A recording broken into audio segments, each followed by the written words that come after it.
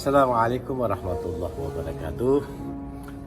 Alhamdulillah wassalatu wassalamu ala rasulillah wa ala alihi wa sahbihi wa mawalah amma ba'd. Sahabatku fillah, ketemu lagi dengan saya Ustaz Aceh 651. Hari ini kita akan bercerita tentang masalah sebuah penyakit yang sangat-sangat luar biasa, lebih bahaya daripada virus corona. Mungkin Bapak Ibu atau sahabat-sahabatku semua sudah pernah mendengar yang namanya penyakit AIDS. AIDS itu ternyata udah ada dalam Al-Quran. Allah berfirman, fi qulubihim marad fazadallahu marada walahum azabun alim bima kanu yaksibun. Sahabatku fillah, ternyata AIDS itu ada di Al-Quran. Kata Allah, fi qulubihim marad, dalam hatimu itu ada penyakit. Kalau itu tidak kamu bisa sembuhkan, kalau kamu tidak bisa kamu obati, kalau kamu tidak bisa cegah, karena pencegahan itu lebih baik daripada mengobati, maka cegahlah. Caranya apa? Apa itu penyakit yang dimaksud oleh Allah? Fi qulubihim marad, dalam hatimu ada 4 macam penyakit, yaitu AIDS, A. Angkuh, I. Iri, D. Dengki, S. Sombong. Kalau angkuh, iri, dengki, dan sombong udah ada di dalam diri kita, maka kita termasuk orang-orang yang tidak akan diakui oleh Allah sebagai hambanya. Apalagi Rasulullah SAW akan mengakui kita sebagai umatnya. Maka oleh karenanya sahabatku fillah, bagaimana cara kita menghindari penyakit AIDS itu? Dekatkan diri kepada Allah.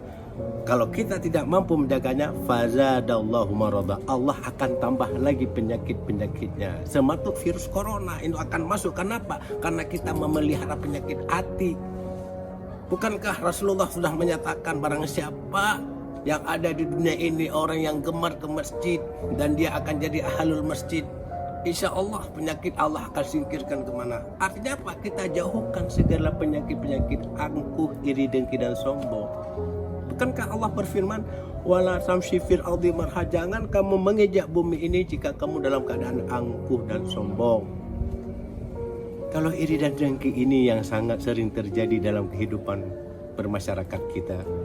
Kadang-kadang kalau iri itu mungkin sesuatu yang selalu dimunculkan, sesuatu yang tidak dimunculkan dan kadang-kadang dimunculkan. Sementara dengki itulah yang sangat-sangat luar biasa. Jadi oleh karenanya sahabatku fillah, mari kita jaga seperti apa yang telah disampaikan oleh ulama-ulama kita. Mari kita jaga hati kita supaya kita akan termaknai hidup dalam keamanan, dalam kenyamanan, dalam keindahan, dalam kebahagiaan.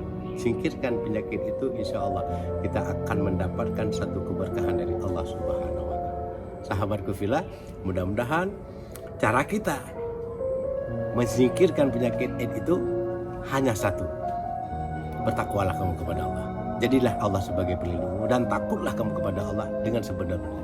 Ya ayyuhalladzina amanu ittaqullaha haqqa tuqatih wa la tamutunna illa wa antum muslimun. Wahai orang-orang yang beriman, bertakwalah kamu kepada Allah dengan sebenar-benarnya. Jangan tanggung-tanggung. Takutlah kamu kepada Allah dengan sebenar-benarnya takut. Wala tamutunna illa wa antum muslim. Jangan sekali-kali kamu mati jika kamu dalam keadaan tidak Islam. Wala tamutunna illa wa antum muslimun. Ini hebatnya ayat ini. Wala tamutunna, jangan kamu sekali-kali mati jika kamu tidak berada dalam Islam.